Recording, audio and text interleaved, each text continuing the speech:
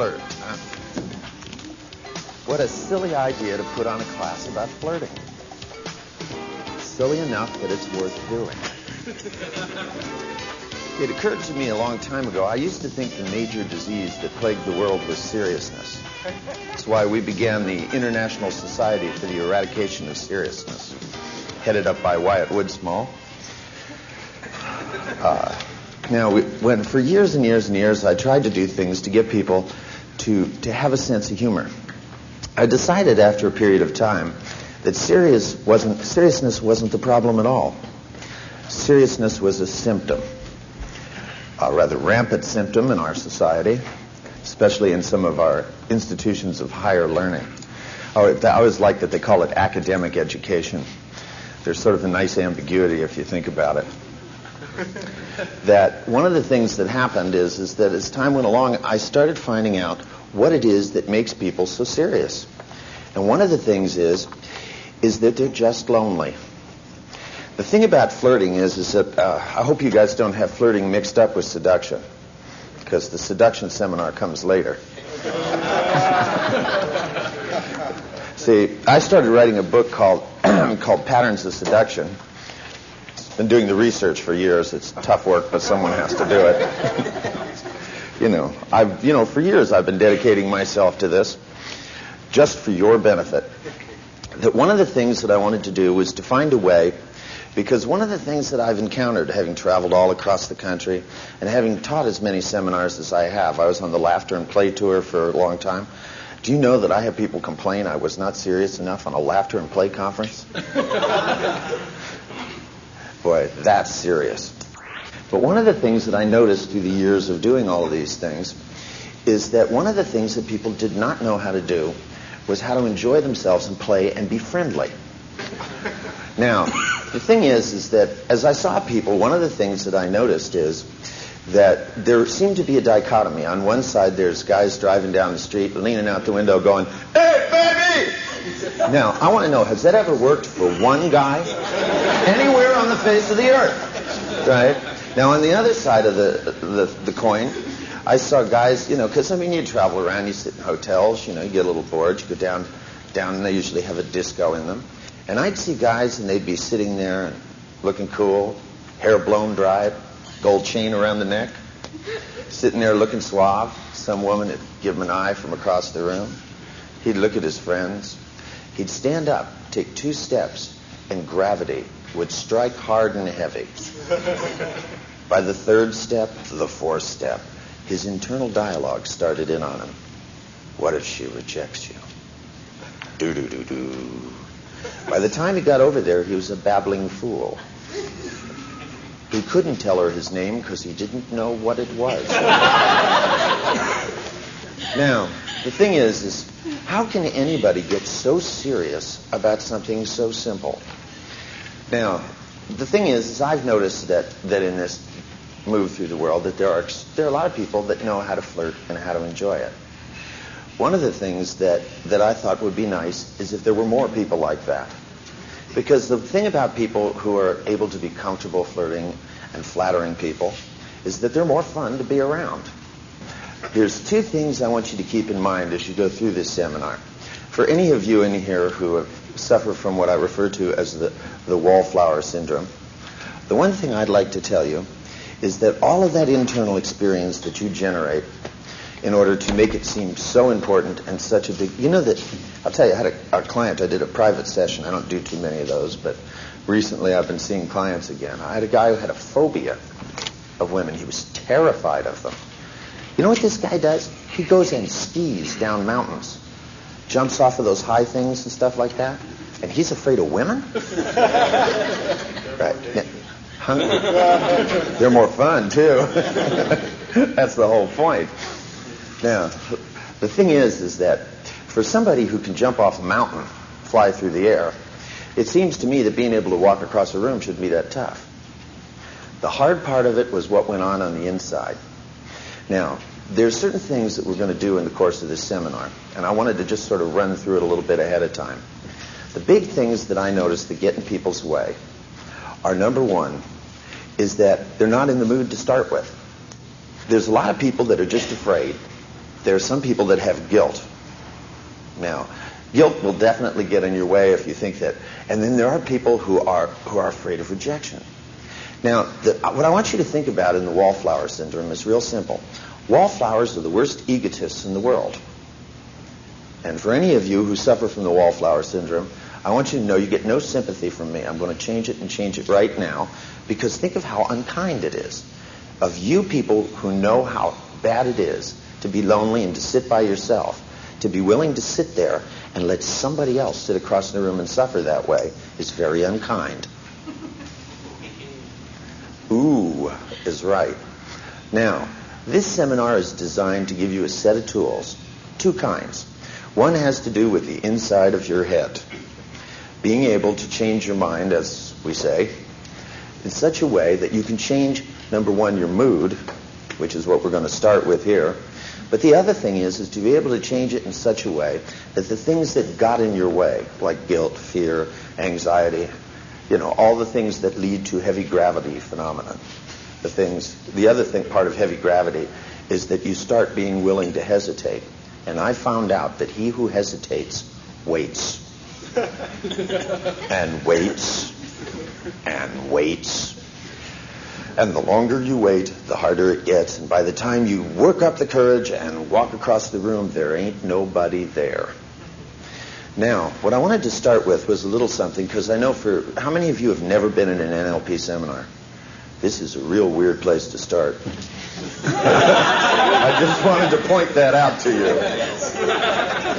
But it might be the best place, who knows? We won't know till we find out. Now, the thing is what I want you to do is to close your eyes for a minute, and I want you to find in your own memory a time and a place where you felt playful, maybe even flirtatious. For some of you, it may be way back there. But we were all teenagers once. That's when we thought we were immortal, invincible, and could get away with lying about anything.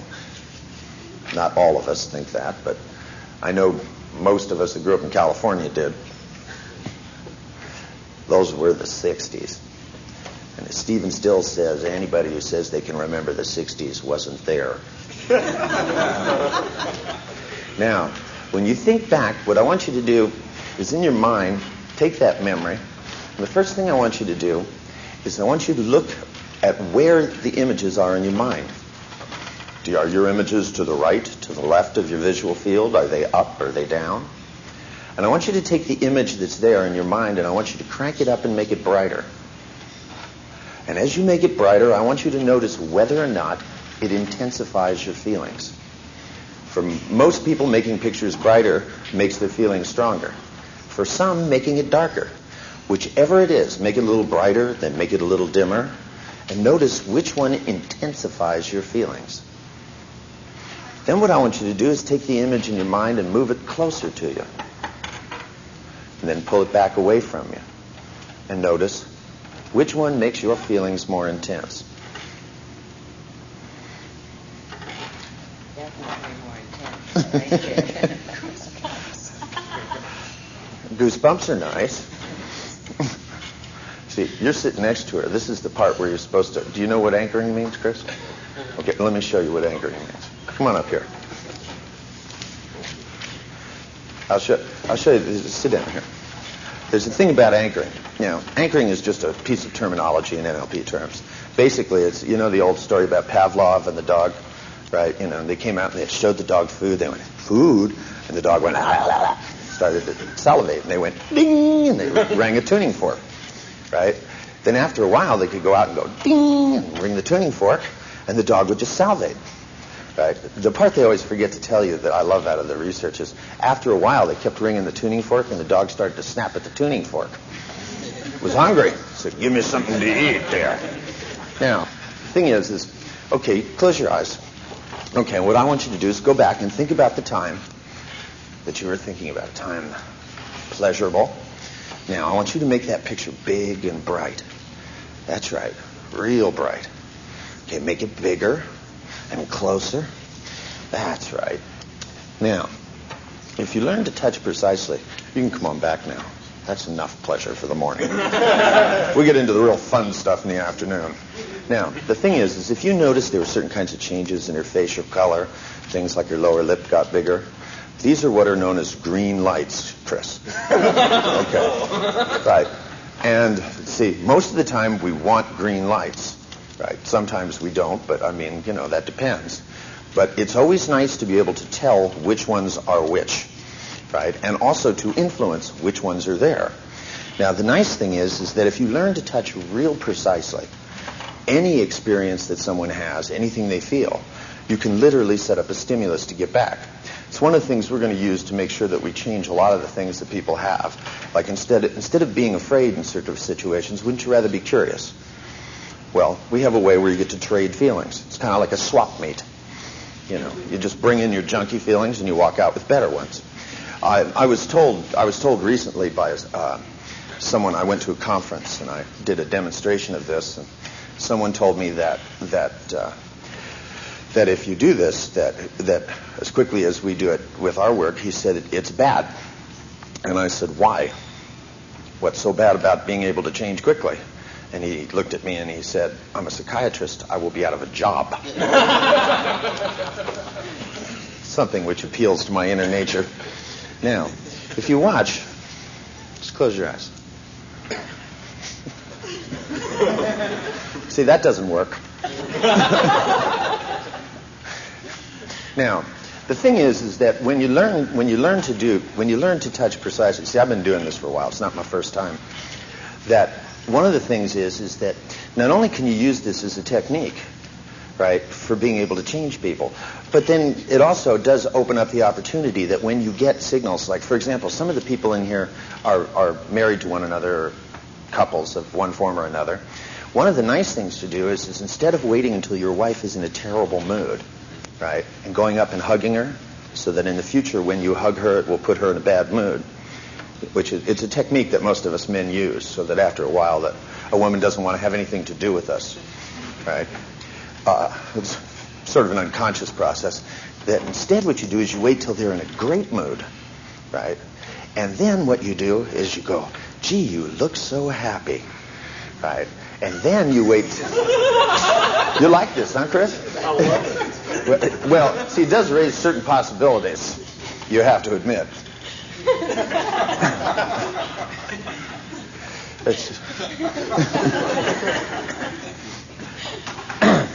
I didn't say it was going to be hard to flirt. The only thing is you just have to get the right ideas in someone's mind, and you have to have them. Once you get a response, then all you got to do is hold on to it, so to speak.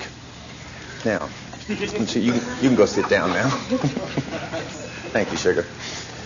Now, what I want you to do is to consider the fact that if you stop and look at that time where you were having a good time, I want you to go back and look at it. Take a look at it. Look at where it is. Listen to how the sound is. Look at the size of the picture you have.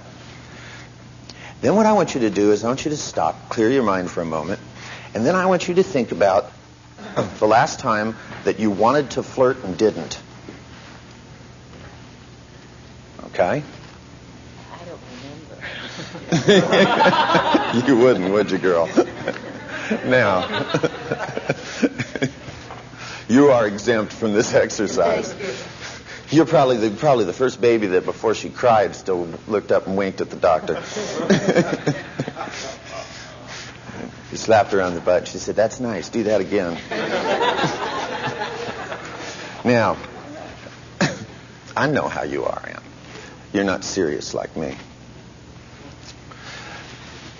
You all held your breath on that one, huh?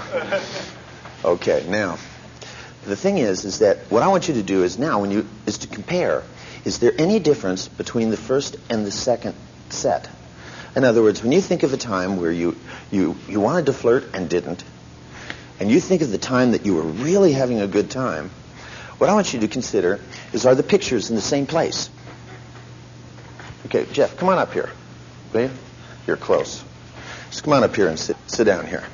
What I want you to do is to consider, okay, for example, were the pictures that you made in a different location? Yes, definitely. Okay, which ones were where?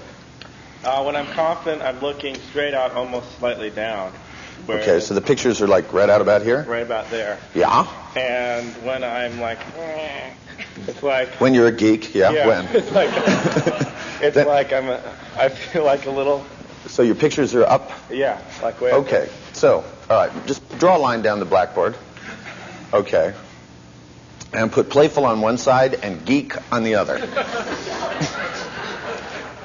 Hey, we can make it nice names like Insecure. Now, how about distance? Is one closer than the other one? Yeah, the one I'm more confident about is definitely closer. Okay, so, all right, so what you do is first you put, okay, under geek you go, right, visual, up, higher. Yeah, and, okay, and on playful, straight ahead, and closer. Now, how about, are they both in color? Yeah. Okay, both in color. They both movies? No. Or slides? There's The one, well, actually I'm getting two pictures. This is sort of strange. The one that I feel good about, it's definitely a movie. Yeah. And there's like action all around me. And the one I'm thinking of right now, just the one that's almost like a still frame. Okay. Still. Yeah, we have this weird still picture up there off in the distance looking down at you. Yeah. It makes you feel real cool, you know. Makes you feel real casual. Something hovering over your head that's about to hit you. Is there any other difference? Do they both have sound, or what else? No, actually the one I'm thinking of is silent. The geek, we're calling it. Yeah. Is silent. What about the other one? No, there's a lot of bubbly laughter. Okay. You make a lot of pictures like that one? So just when you want to meet someone, huh? Yeah. Yeah, just when you go out in a public place. Yeah. Right. See a nice pretty girl over there, you know, and what you do is you stop all the bubbly pictures, knock them out of your mind. Right. Go up and get the geek pictures up there. Get yourself ready. Right. Right. Then you try them out until you find one that's really horrible. Yeah. Right. And as soon as you get yourself frozen with anxiety, then what you do is you go, fuck it, it's not worth it. I don't want to talk to her that bad. That about sums it up. Yeah, that about sums it up. I know a lot of guys that do it that way. You go, I didn't care about her anyway. Okay, so what else? Is there any other things like this? What I want you to do is try something like, I want you to go back and think about the last time that you flirted and didn't. Okay? Mm-hmm. All right. Now, when you think about that, how do you feel? Not very good. Not very good. Not very good. Yeah, but how do you feel? That's what you do. I like that. This is what I'm not feeling. Okay, so you feel a little tense? Well, I changed it while you were up there, so I had to go back and You changed it? Never mind. What'd you do? Change it into this one? I changed into this one, yeah. Oh, okay. Well, how's it feel? Well, that's why I was just going to tell you to do that. The biggest thing is lowering it down for me. All right. So, yeah, all right. You lowered it down. Mm-hmm. What else did you do? Did you put sound in it? I put sound, and especially around me. Okay. And when you look at it now, how do you feel? Completely different. Completely different? Mm-hmm. All right. Now, I tell you what. Just for the hell of it, I have an idea. Watch the picture. Did you see? He threw it right back up there. Don't get nervous. Keep it down here. What I want you to do is I want you to look around this room and think, is there somebody here you'd like to flirt with?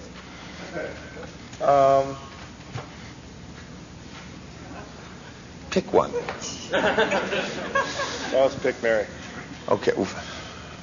Pick somebody harder.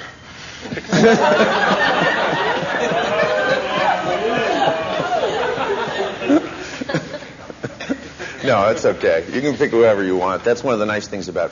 So the nice thing about flirting is that there are a lot of people that are worried about if they flirt with somebody, the person's going to reject them. And see, I figure that's the best deal in town. Because if you enjoy flirting, you can flirt with anybody, and even if they reject you, you still get to feel good, and they feel bad. It's really quite a bargain. Right. And also, just statistically, if you flirt with more people than anyone else, statistically you're going to bat better numbers. I mean, not even if you have terrible flirting skills, if you just flirt constantly, the odds are going to be in your favor. Anyway, what I want you to do is to consider that if you stop now and think about, not just here, but as you consider what you're going to do in this seminar, right, for the next couple of days, what I want you to do is to put it in a picture here. Okay?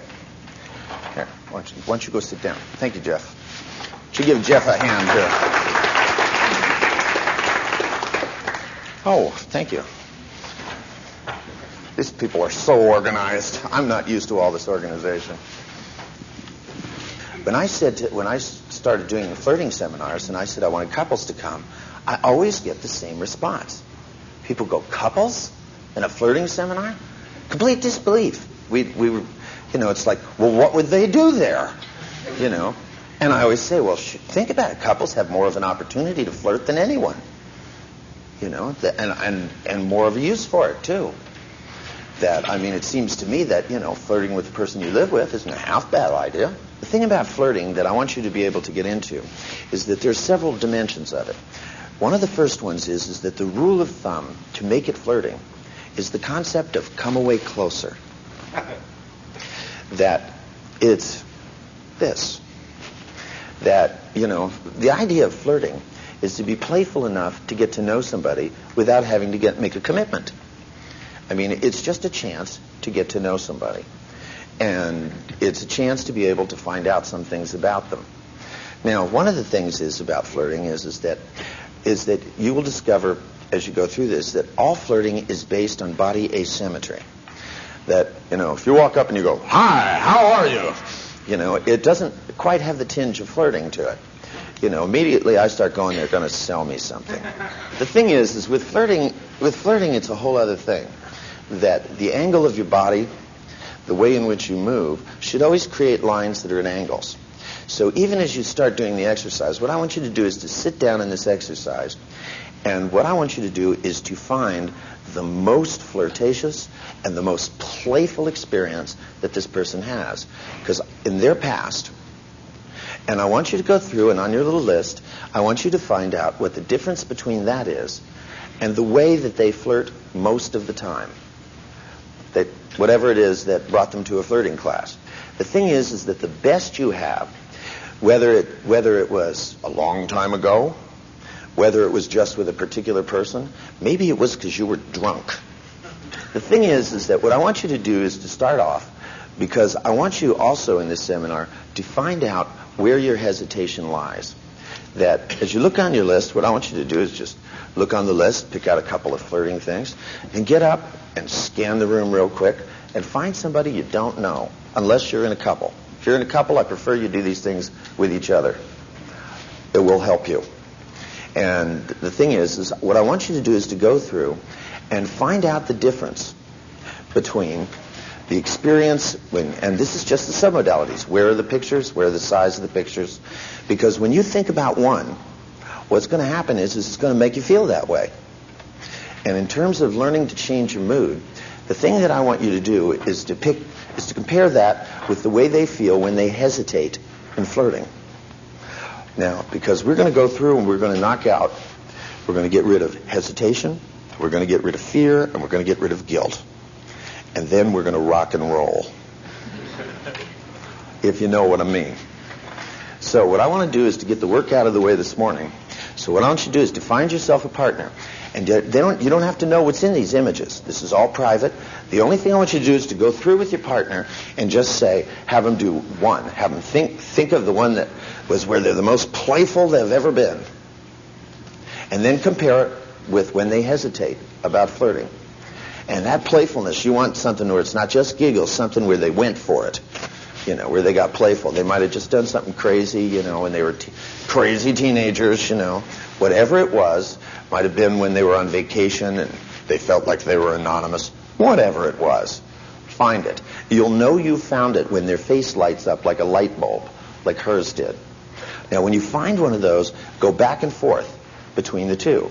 Find out, just like I did with Jeff, what's the difference in the size, the difference in the location. Especially with the auditory. Where does the auditory come from? Which one is louder? And run through. Now, the other thing I want you to do, just for the practice of it, is once you found out what the differences are, I want you to just go through your list and have them change the thing about flirting, right, into the one where they were playful. When they think about flirting, have them think where they most want to be able to flirt in the world and don't. And when they think about it, change it, just like Jeff jumped the gun on me, but that's what I was going to tell him to do, was to simply change it so that what happens is when you think about it, you feel the same way that you felt when you were the most playful you've ever been. Do you understand that? Okay, get yourself a partner, take about 15 minutes apiece, and then meet me back here. But the first thing that I find that people who, I've known gals who've spent hours getting all dressed up and all fancy and spent money on clothes, and they primp in front of a mirror for hours. And then they go out to a place and then they'll sit there like this. And if someone comes up to them, they turn their head away. I know you've seen them everywhere. You see guys doing it and gals doing it. They'll kind of lean over in a corner by themselves. And what we tend to think is that they're not interested, particularly in us. They're not having any fun, or they look unfriendly. So the most important thing to remember here is that you have got to be willing to pay attention to the person you're interested in. Remember 5th grade parties when all the boys were on one side of the room and all the girls were on the other? That's what happens a lot of times. And boys are over here wishing the girls would come over to them, and the girls are over there wishing the boys would come over to them. So the first thing that I want to teach you is very obvious and very simple, but it's how to show attention to someone. And of course, it's to look at them. Give yourself permission to actually look at the person that you're interested in, instead of what a lot of us do. We look at the person we're not interested in and don't look at the person that we are interested in. Now, I know everybody does that, but nobody thinks anybody else does it but themselves. If you're a little shy, wonderful. I love shyness. I think nervousness works beautifully when you're flirting, particularly a blush. So if you're shy, actually be shy. If you want to look at someone, look at them and then look down a little bit and look back up. Or look at them and look away and then look back. Or turn your head to the side and look. Now, these are very simple moves. Nothing's happening, or is it? You can tell just by the way that I look. I tilt my head, if I wink. Most of what I'm doing is eye movements and a little bit with my head. I haven't really changed the position of my body at all. We'll get to that later on. So this is what I'd like you to do right now, just for practice. Everybody is looking straight ahead. I just want you to take your eyes and look over to the side. Now, don't move your head. Just look off to the side. Look over here, just off to the side. And look back and pay attention to what happens inside. Your feelings change, don't they? Just a little sideways glance. It's a wonderful way to flirt with somebody. Just keep glancing over that way. Now, for those of you guys who are sitting next to guys, and those of you gals who are sitting next to gals, that's the first mistake you made. Whenever you go into a meeting room where you'll be sitting in one chair most of the time, make sure that you sit next to someone that you want to get to know. We'll make it a lot easier. You have a whole lot of seats to choose from.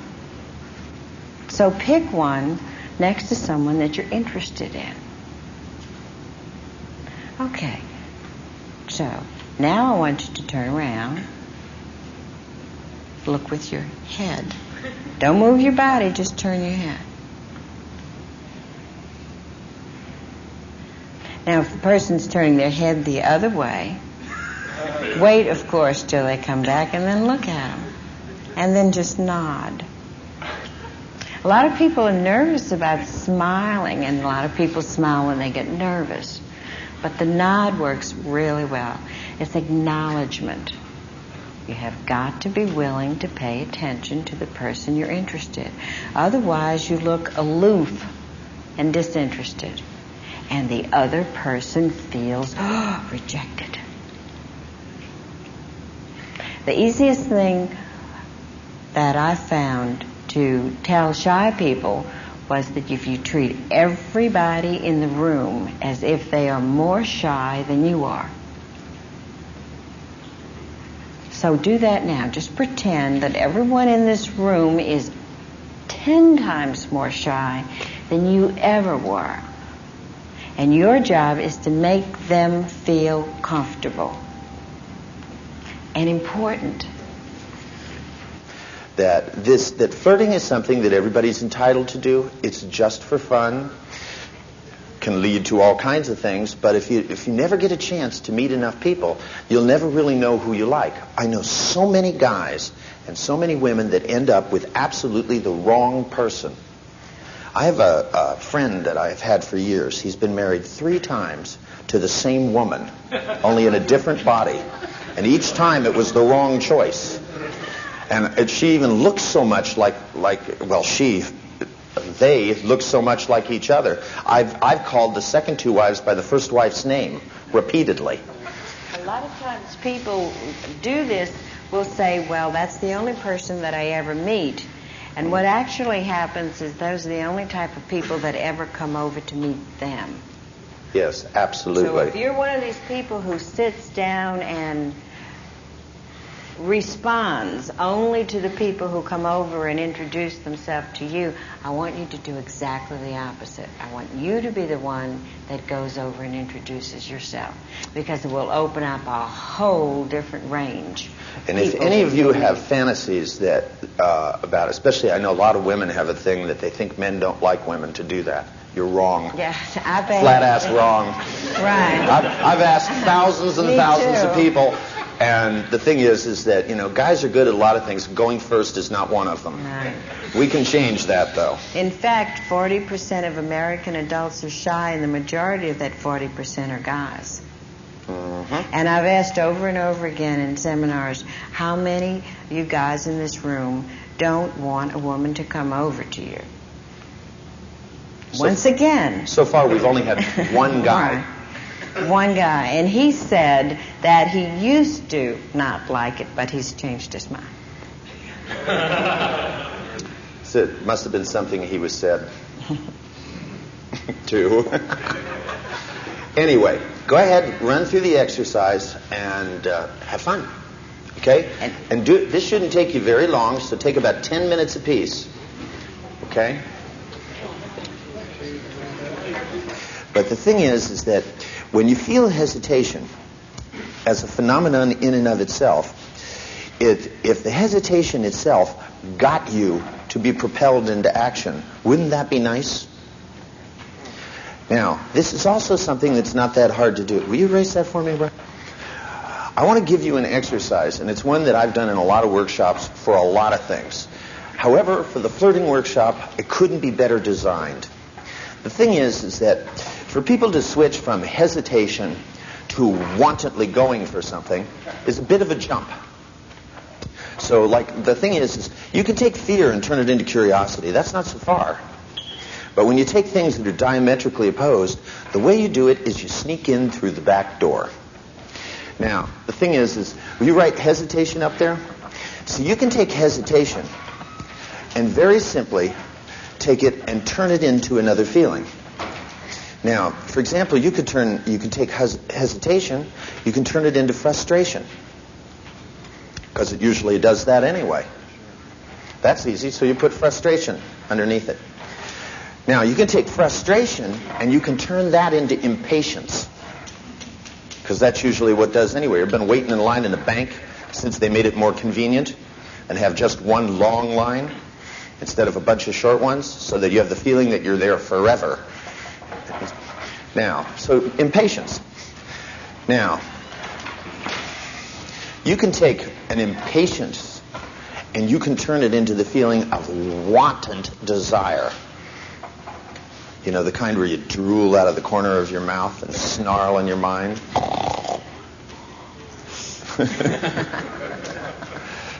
Paw at the ground, so to speak.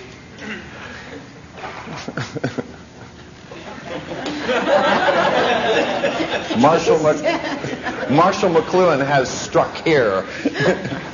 Now, and you can take wanton desire and turn it into going for it with ease. Now, this is 5 responses. And what I want you to do this time is I want you to make 5 anchors. What I want you to do is to take whatever impatience is left in this person at this point, have them think about the situations where they really want to wantonly go for it when they flirt. Because we want to see, if you think about, how many of you tried the things that Ann said? All right. Does anybody hesitate to even do that? Get rid of that. You don't need that stuff. You're here to flirt. Actually, I found that flirting, if I watch the way a woman flirts, and I flirt the way she does, she has absolute and undistinguishable green lights. Because she knows what that means. Instant recognition. Yeah. See, otherwise I send out signals and they get confused. They won't know what it'll mean. They think I'm an axe murderer or something. They go, warning, warning, weirdo, warning. Right? The thing is you'll get the idea. I mean, if you look over at a woman and you go, like that, it's a pretty clear signal, right? If she blushes and her lower lip starts to swell up, that's a green light. If she goes like this, that's a red light. But you got to give yourself a chance to find out. That I know lots and lots of women that have men that are responding to them and they don't understand what it's about. But usually when they tell me, they're doing things like going, I just don't know what I might be doing. Now, the thing is that it's funny that some of them do those things, but they don't do it with the men that they're attracted to. They do it with other people when they're thinking about those men.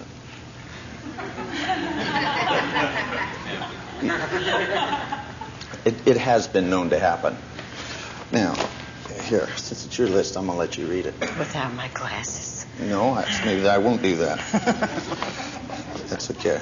At least nobody sat on mine this time. It says, look at the person you're interested in. Look up and down. Now, I noticed that some of you tried that, but I want to point out something to you. There ain't no hurry. Right? That, when you look at somebody up and down, the thing is if you look at them and you go, no. that does not fall under the category of what we have in mind. And so the thing is that when you look somebody up and down, whether you start at the top or start at the bottom, however your preference is, that when you do it, you want to make sure you let your eyes linger long enough that they see. You should be watching her. She's the one doing it. We'll give you a replay on that. And the same thing is true of you guys. See, the thing is I know a lot of guys that when they try to look down, their eyes only go so far. So I always recommend the guys start at the bottom and work their way up. Seems to be easier for them. That when you stop, the thing is to first make eye contact. That when you make eye contact, and the thing is you don't have to tilt your head. The thing is you can just let your eyes go down, stop for a minute at their toes, and then slowly work your way up.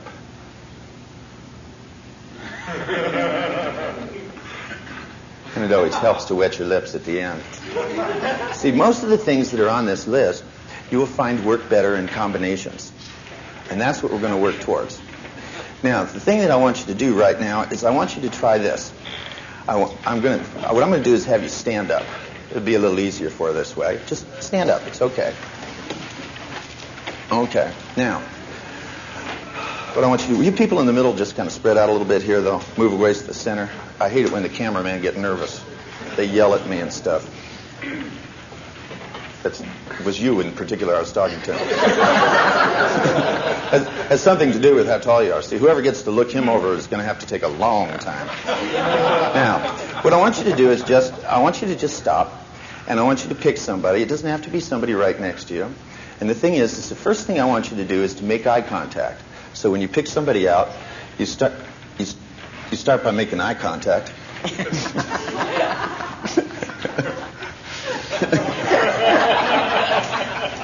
Once you have her attention,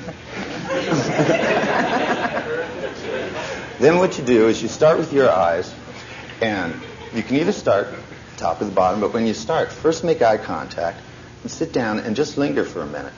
And the way to do it is to think of your eyes as a finger.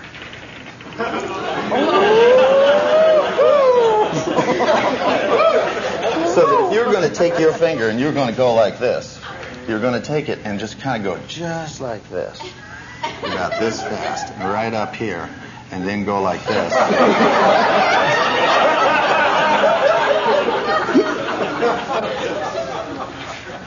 See, of course, it works that way, too.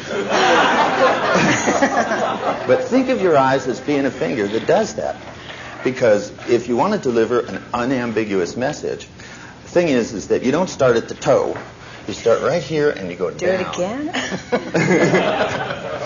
This is all for the purpose of science. Of course. So you're going to go down, and then you're just going to kind of slowly go up like this, and right up across here until it goes like this. Now, the thing is that when you combine these things together, the way I want you to do it is just start down there.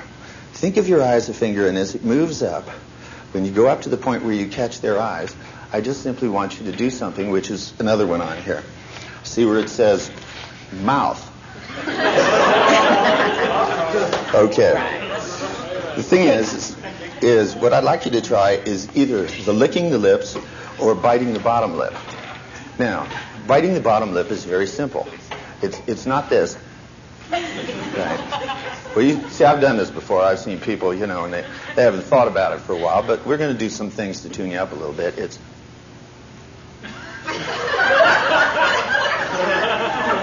When you bite your bottom lip, look down just a little and up.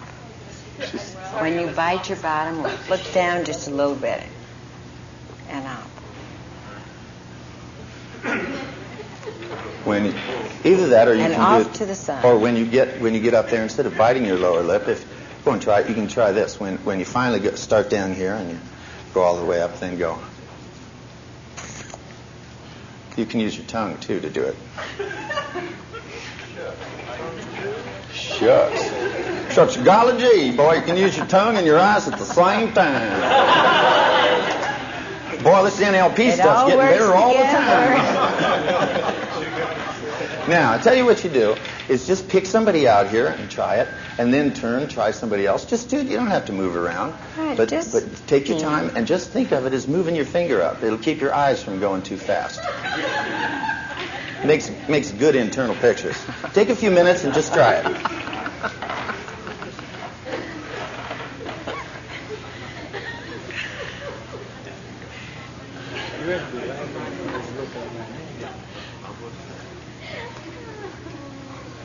I think they've got it. I think they've got it. I think they've got it.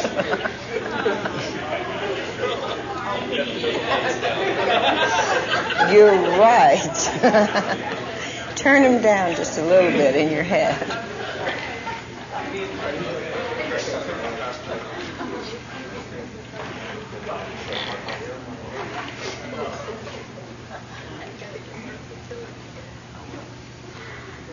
There's another one that I thought you might like to try, just as I found, because one of the things I've found is that the tilt of your body is real important. That when you sit, if you sit from somebody, if you sit facing them straight ahead, it doesn't give you as much of a chance to be able to create the angles that are flirtatious. You're always better off giving yourself about this many degrees from here to there, sort of like about 20, 25 degree angle. Or even this. Yeah, well, that even gives you more of a choice. But when you create that angle, if you look over and you go,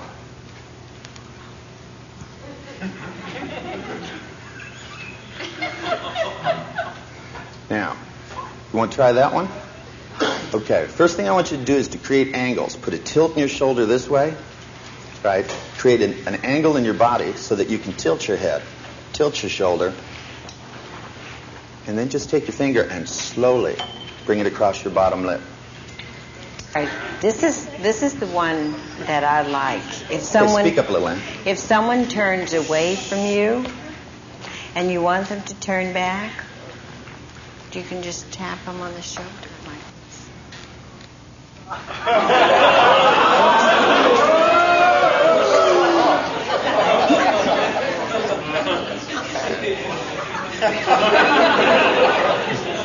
Or you might go and add, I missed you. Pay attention to me. Woo! You got to roll that lower lip. Okay, that's 3 different moves at once. You can do any one of them. Just turn, just go like this. It's not a frown, it's a pout. It's a pout. Put your lips together like Look this. down. And then lower it. No, you got to go. Like you're going to kiss. Now lower your lower lip. There you go. It's not. I think they like this one. Yeah, why do they call these workshops? I don't know. Control yourselves. Don't be so happy. We'll tell you when to be happy. Now, there's another piece, which is that one of the things is that as soon as you do some initial flirting like that, one of the things that's very helpful is to begin to breathe at the same rate. And also, if the person speaks, listen to the tempo of their voice. A lot of people rush into conversations because they're nervous. And the faster they talk, the more nervous they get.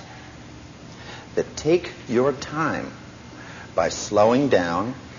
And if one of the nicest things to do is after you make a movement like that, if you get any kind of a positive response, immediately compliment something about them that you like. If you only like 1% of them, compliment them on that and be very specific. Too many people are too general. They say, "You are a very beautiful woman." Well, the thing is that is a tendency to make people suspicious.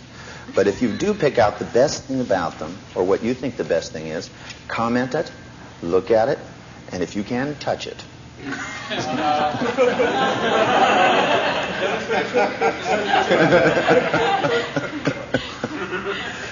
Well, the demonstration is, for example, if somebody has real nice skin, and you say to them, you go, I just couldn't help noticing you have such beautiful skin.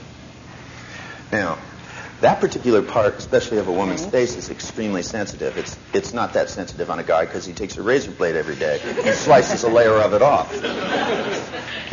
Especially with me, I had to get safety razors, these ones with double edges and nylon pads around it, because I'd get up in the morning and I'd walk out and it looked like Dracula jumped me in the hallway. Kleenex stuck all over my face and stuff. I shouldn't be left alone with sharp objects like that. Now, I tell you what I want you to do. At this point, what I want you to do is I want you to take both the skills of this morning and the things that we just taught you, and I want you to get into groups of 5, maybe 6. And what I want you to do is take turns in pairs.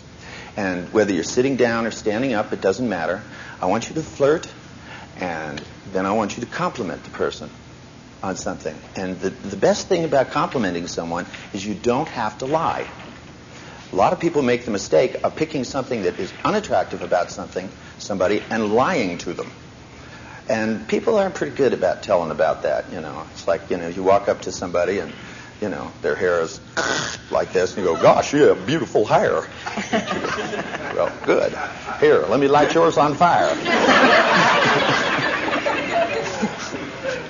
Do you need a light? No, I don't smoke. I meant your face. Now, the thing is that what I want you to do, the rest of you that are in the group, I want you to tune the person up to show them how to move gracefully, because a lot of us don't know what we look like, and some of this is kind of new, so that their movements are slow, they're graceful, even if you have to get behind them and tilt their head and move their body around, till you see something that looks attractive. Help them to be tuned up so that they can take just the sequences that we gave you, pick any one of them, try it, let the other people tune you up, tell them things about lowering their tonality, getting their tempo, so that it looks smooth. Now, we thought you were doing so well with that we'd give you some more. Why don't you show them how to flutter eyelids? This is one for females.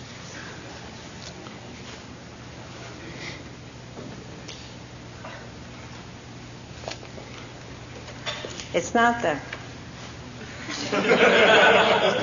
It's this. Nice little downward eye glance afterwards. Mm-hmm. Now, where did that list go? I forgot. There's a couple of other good ones. Ann can demonstrate to you. Running your fingers through your hair lightly is a nice one, like that. And see, now there's two parts to this, and I especially want you guys, because I know, especially growing up in this country, where they train men to be dunces from birth. There was a time where people talked about this kind of stuff, and kind of knew what was going on. There's one where women twirl their hair. Show them that one, right, like that. And and when women do that, they look away from you. See, that's a green light, not a red light, guys. Look at the ceiling. Yeah. That is, I am deliberately not looking at you, but I'm paying attention to you. See? You move your mouth while you're doing it. Now, there's another one. Fluff hair, that's another one. You girls should be trying these things here. Try it. But what'd you do, forget who you were? It's like this. Palms outstretched. Just like this. It says, oh, it's so hot in here. This one. In here, is what it says.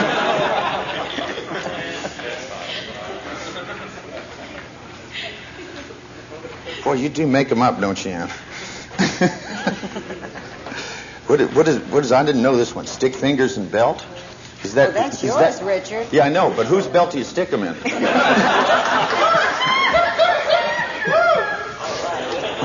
That's yours. Remember?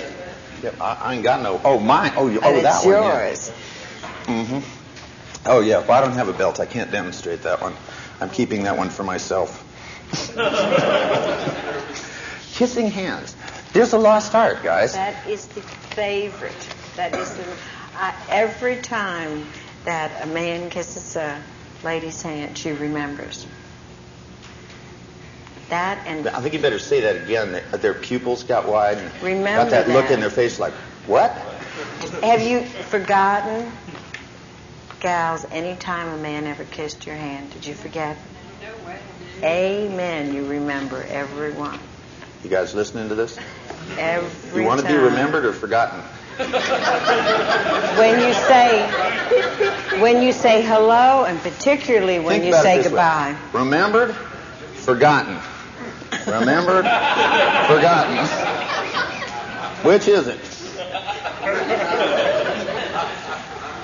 See, and it's also a nice thing. It fits right in with the handshake too, because see, the nice thing is that it's one of those things, because I know that women like surprises. See, I know a lot of us guys are terrified of surprises because we've had some that weren't that nice, but this is one where you get to give the surprise, because when you go, it's, what did you say your name was? Anne. Anne. Anne what? Would you do my other hand too? Thank you. Now, this is one of the things I've seen Anne do so many times.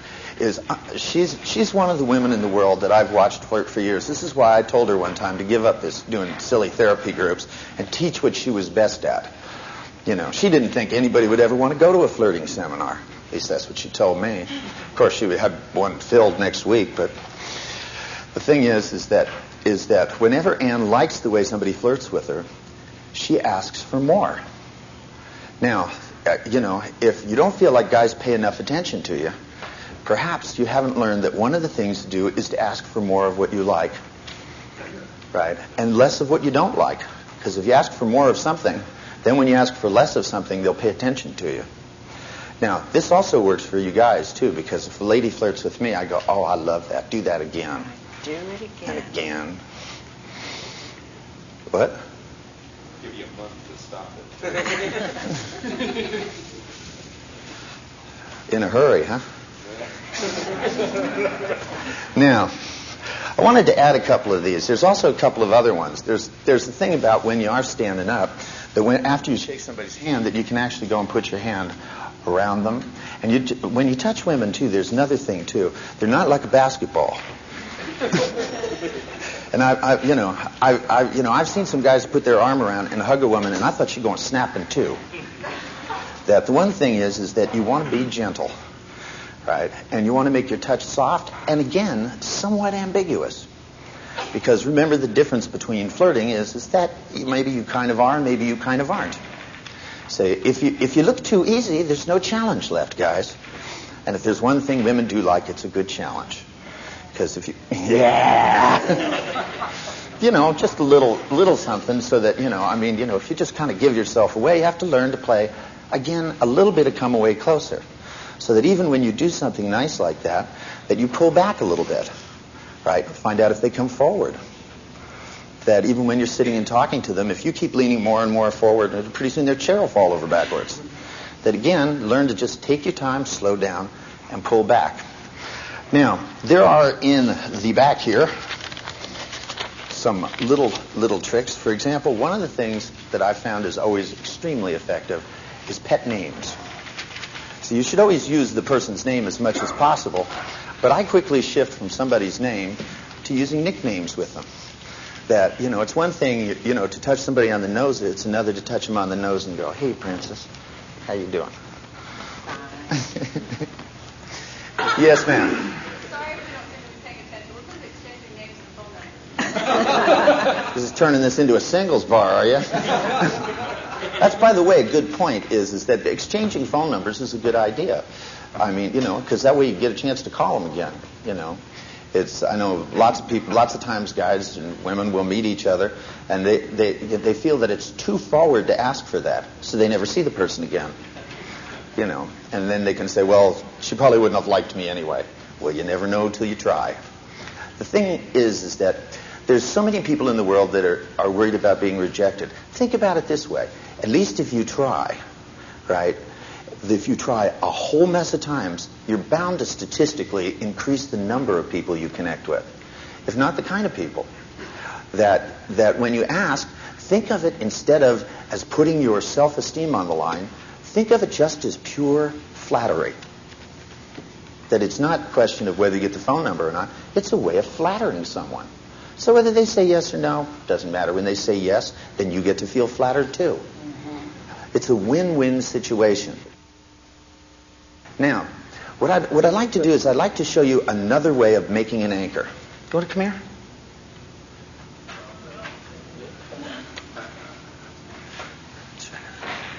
There's nothing to be nervous about. See, I always like to let people volunteer on their own. You! Now, the thing is, okay, step number one is to take the most positive state that you can find inside of what you've been doing here. So, sitting here flirting with people. You seem to be doing pretty good. I was watching you. Was it fun? Okay. Kind of. Going to play coy with me, huh? Look into my eyes. The old Svengali approach. I was out with somebody the other night, and he's a hypnotist, and we were talking about hypnosis, and this waitress in a place said, "Well, nobody could put me in a trance." And he turned around and knocked her ass into a trance so fast you wouldn't believe it. There he is, by the way. Just happened to show up at that moment. Wouldn't look at his eyes after that anymore. Knew it was in the eyes. Saw too many Svengali movies. Yeah, you can just sit that up over there, would you? I have a job for you, Todd. Okay, now, the thing is what I want you to do is to close your eyes, and I want you to think about when you felt the best, the most comfortable, and were having the most fun when you were flirting here. Okay? See what you saw at the time, and just go back to it till you begin to get the feelings back. Right.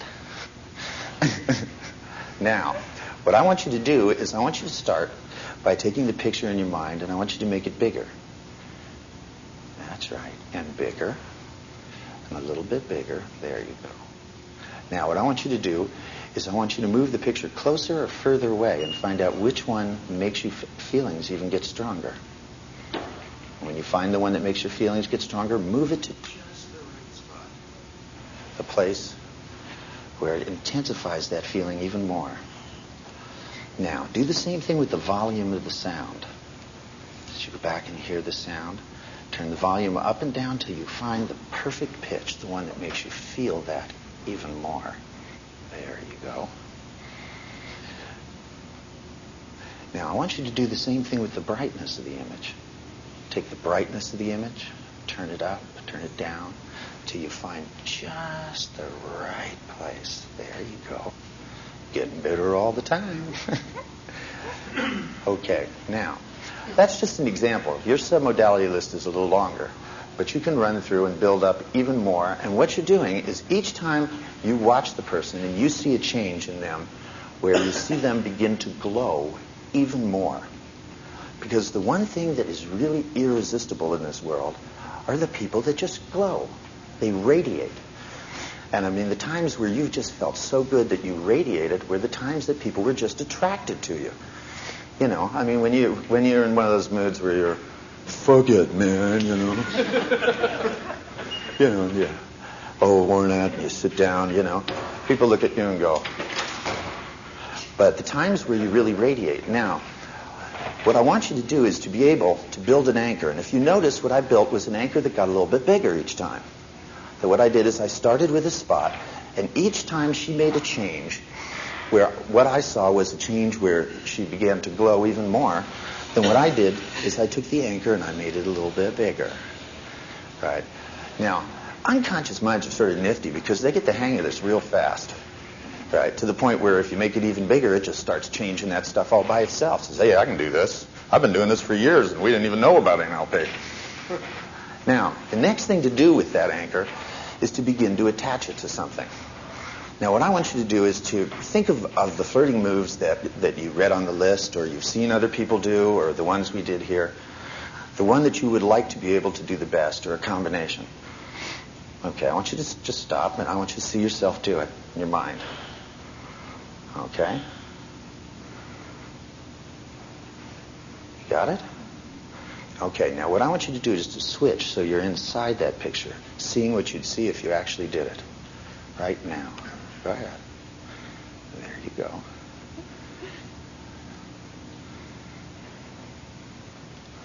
How does that feel? An ugly experience. Boy, the honesty in this group is overwhelming. Try and press. I have to protect his knee. The rest of it, you know, we can't. No. What you do? Achilles knee, you know. No. What you do is you take your finger. Say you put your finger do right. it again. Pick your finger right there. Now watch this. I want you to look at this guy right there. Just look at him, right, and then just pull it up like this. But you have to look at him while you do it. Oh, okay. Pull it up at your own speed, and just look at him. And I want you to take your other hand and go like this. Okay. Really? Yeah. Can I do this? Okay. Yeah. Just tilt your shoulder a little bit. There you go.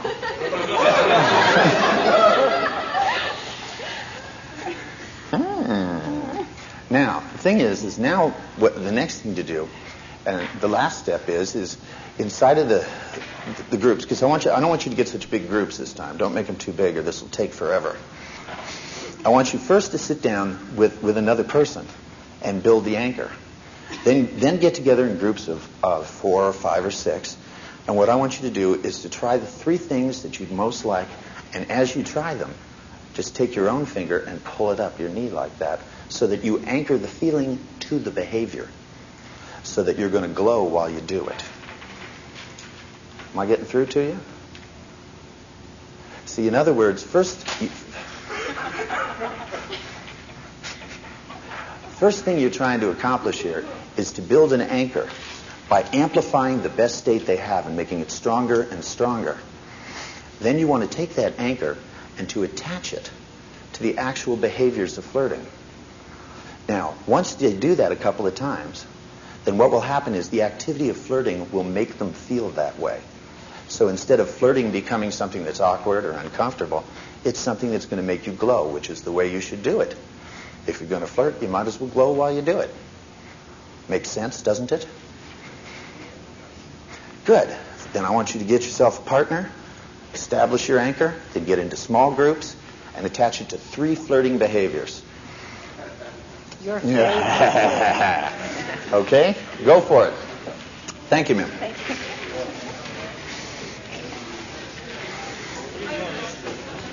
Now, the thing is that there's a lot of things and a lot of times when I do seminars like this, that when people leave them, that they go back to wherever their real lives are or back to their hotel room, they forget to take with them the skills they acquired. That, it's one thing to do it here in the controlled environment. That's why it is essential that you do your homework tonight. Now, your homework tonight is to make sure that you flirt with 3 people who are not in this seminar.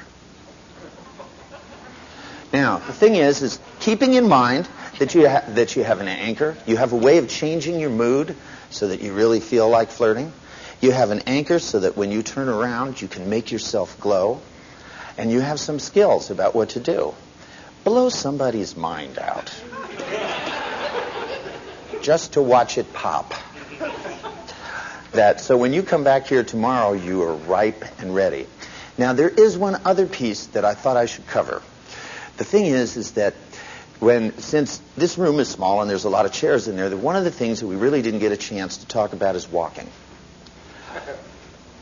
Now, the thing is that there's something that I always do with myself, that when I'm going to think about flirting, the first thing I do is I make sure that the internal voice inside my head seduces me into it. So that you take your own internal dialogue and lower the voice and make it sexy. I mean, I even have a female voice in my head that says, Richard, isn't that woman attractive over there? Yeah, she is. Yeah, I know it is. My mother's got to be one of the all-time flirts of the century. I mean, I took my mother out to dinner. I hadn't seen her in a long time, and she came down, and I took her out to a fancy French restaurant. And I'll never forget, this was about 6 years ago. And, my mother came down the stairs where I was living at the time in a yellow miniskirt with a red tight sweater on and white patent leather boots and false eyelashes that you could hang a cane on. You just saw your mother dressed like that. My mother picked up one of my friends and didn't come home that night. And I heard the next day that they went down to a bar and she got everybody in a rock and roll bar to stop and sing old songs. She had stood on the bar and led them all in songs for 4 hours. And that's 2 hours after the place was closed. Now, of course, having somebody like that subtle bring you up, one of the things that my mother taught me a long time ago was that when you walk, if you want to walk in a way that makes people notice, you play some music inside your head and you strut to it. Now, I thought for the sake of brevity here that what I'd do is I'd help you. I'd pick a piece of music. Now, what I want you to do is that I know many of you ladies in here have probably watched Anne walk across the room. Never a wasted move, is there?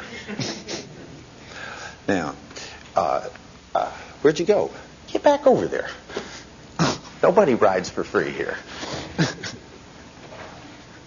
So, poor guy lets me know he's a piano player, put him to work.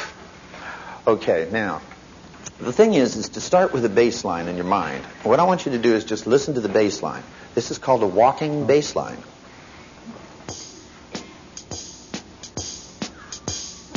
No, that's called a drum. Just play the bass line.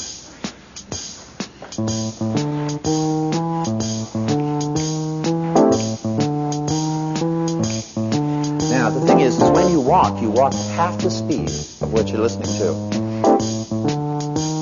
And just put that in your mind.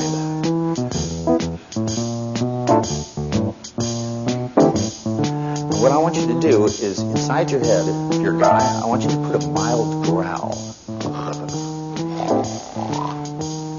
Ladies, just purr. Feel talons on the end of your fingers. Close your eyes, do this. I'm not kidding.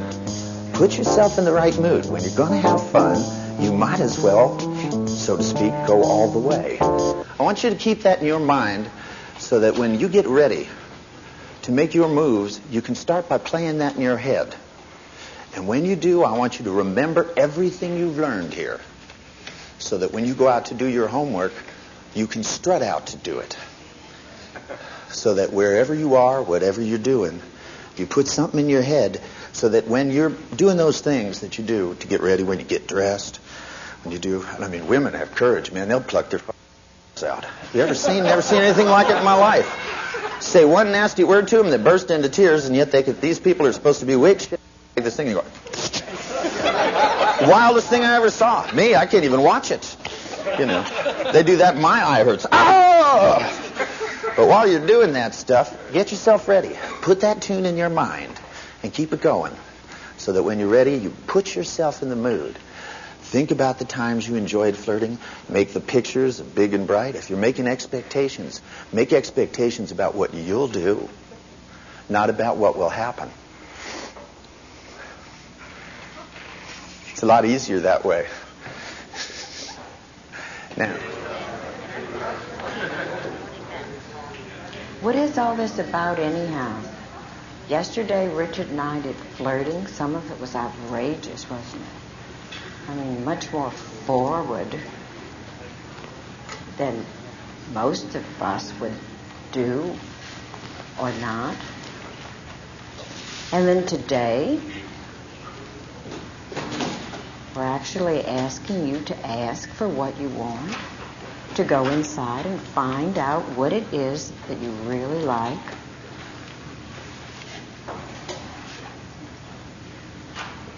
We're asking you to make contact with people that you may not, on first impression, ever even walk over to. Either because you were very, very attracted to them, and you might tend to stay away for that reason, or because you didn't think that you were attracted to them, and you might stay away for that reason. And they're both very similar. We tend to believe in this myth about love at first sight, the one about some enchanted evening, you will see a stranger across a crowded room, and somehow you know even then. Is that true? Yeah. We hope it's true. But can we create it? The song goes on to say, you will hear the sound of his laughter in your dreams. If you don't walk across that crowded room, that's the only place you'll hear the sound of his laughter. What we want you to do is to be the one who walks across the crowded room first. And when you get there, be in the joyous space inside of yourself that will help and promote someone being there with you. And actually induce that in them. That's what we're talking about.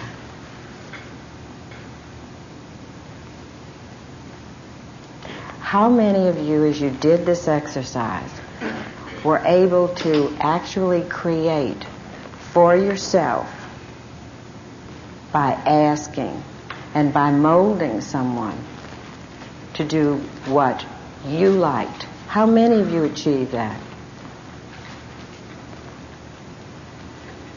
Was that a surprise? Didn't really make a lot of difference whether this was somebody that you were attracted to, or someone that you didn't think you were attracted to, or where most of us are with each other, in the middle. Because that's where friendship is. It's in the middle. Perhaps we might not ever be able to be friends with someone that we're wildly attracted to, because we might stay away from them. We might also stay away from people who don't meet our type visually, or don't look friendly. These people may be the ones who could be your very best friend.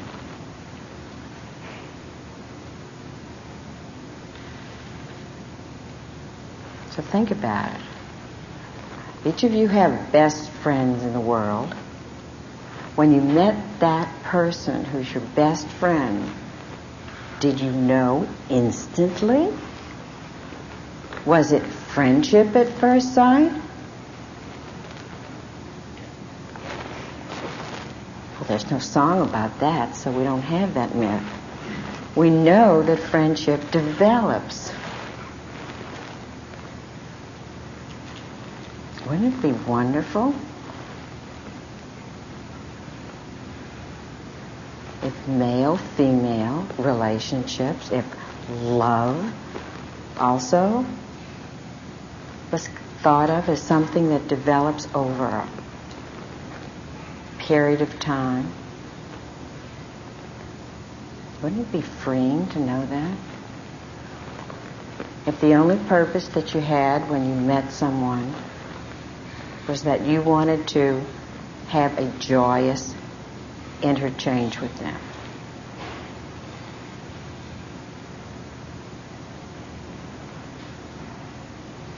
Well, it's possible. For those of you who learned how to create in someone that which you may have been holding in your memory or your mind's eye, to actually take it out through the use of submodalities and create it out here. You now have some magic. And you can use it anywhere. What I would like is two people to come up here and be two people who were doing the exercise and share with us what happened. Show us. Who wants to do that? Okay.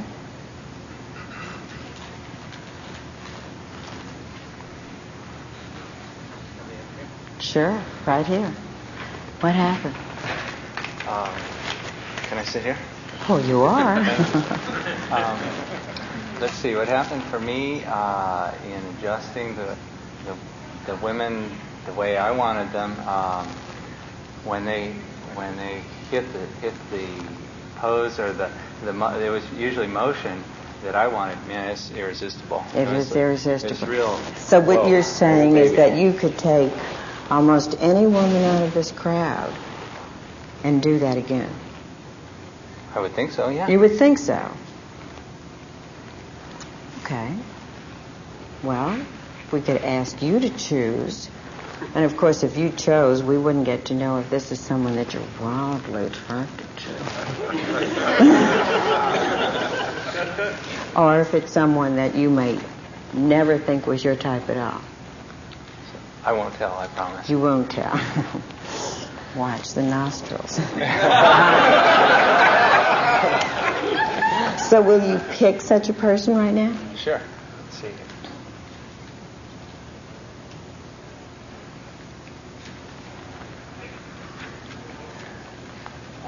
Let's see. I think the blonde woman here Just go you there. You. Well, you can. That's good. Oh, I like that.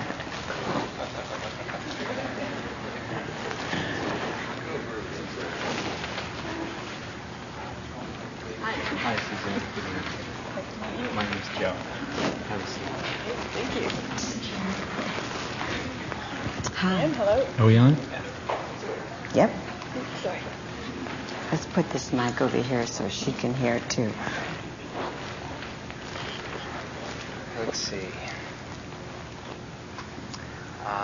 I think what I would do first, Suzanne, is have you uncross your legs and maybe, yeah, there we go.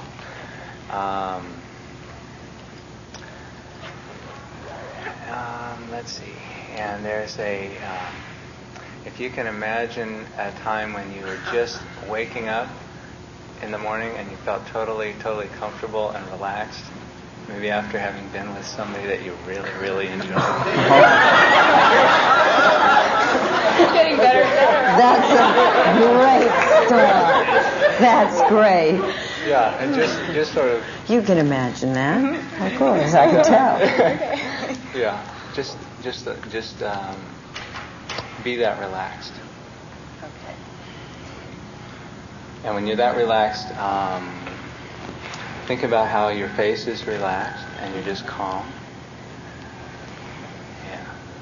Now, when you're waking up like that, totally comfortable, how do you talk? Let me hear how you talk. And what might you say? What was your name again? Joe. Joe. That's what she say.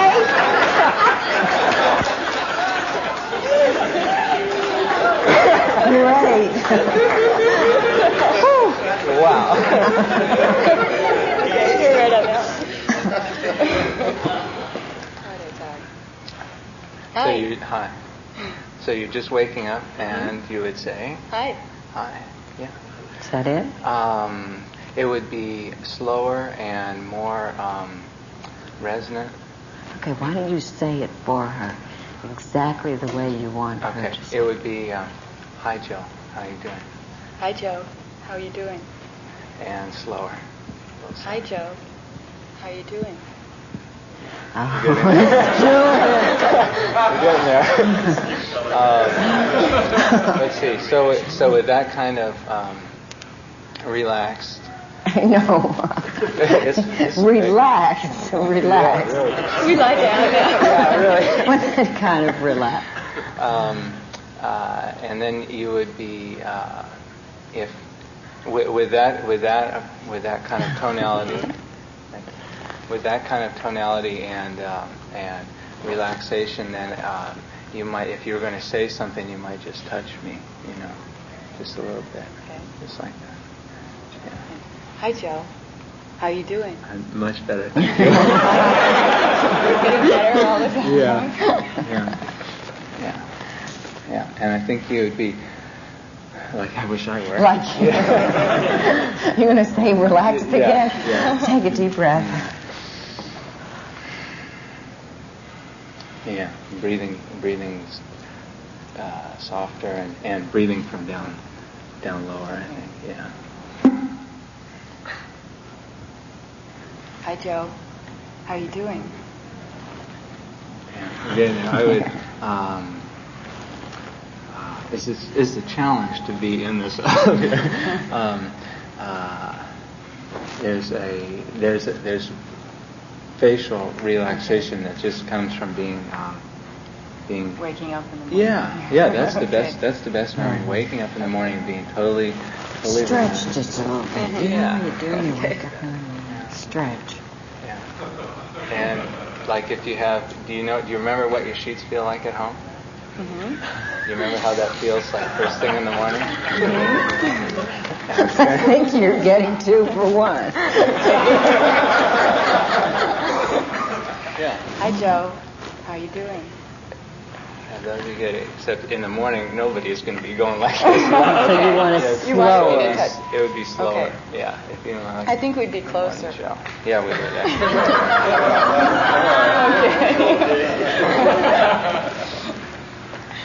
Yeah, it would be. Do I have to touch your knee? Good morning, Can it be Suzanne. in? How are you doing this morning? I'm doing great. How are you doing? Very well, thank you. Feeling really good. Good. Yeah, feeling really good.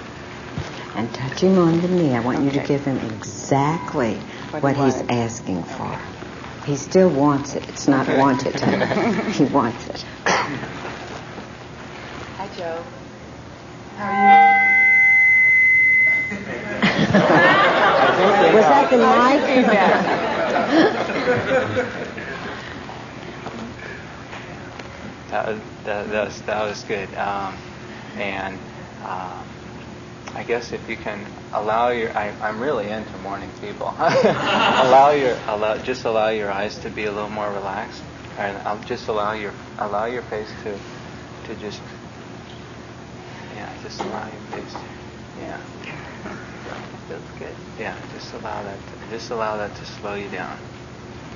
Yeah, and see your eyes are softer, and that's much more attractive to me. Yeah.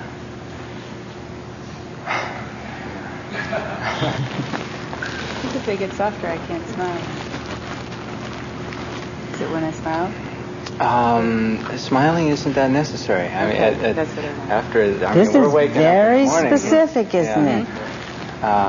Yeah. Because when they're not soft, I'm not smiling. Yeah. The eyes. I don't need to be seeing a lot of pearly whites. Just having soft eyes, and there's a look at there's looking right into my eyes. Yeah. Yeah. Yeah. That. Yeah. Is that it? That'll do it. Yeah, that'll do it. Yeah. Now, what do you imagine would happen, since she knows exactly what he wants and is giving it to him? What do you imagine would happen if we were to ask her now what it is? Oh, you all do know what would happen. What it is that she wants. And if we can ask her to have him do it.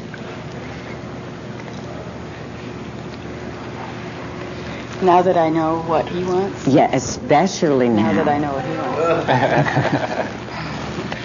Oh boy. Whoa. Dynamics have changed already because of this. So now?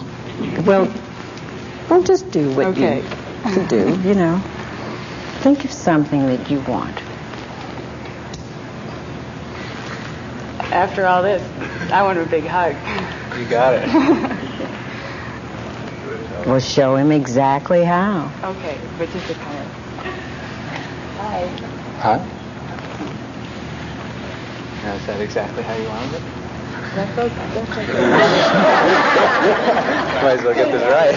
Can I hold the mic? It's kind of hard with spikes in the morning. Yeah. Give me the mics. Exactly how you want it now. And if there's anything that you want him to say or a way that you want him to look, then ask for that, too. Okay, but we've already gone through all the others. We'll do it again. So, tell me what you want. Exactly. Do you want him to reach out and hug you first? No, actually, I'll reach out. Okay. Okay. And we did this all before now.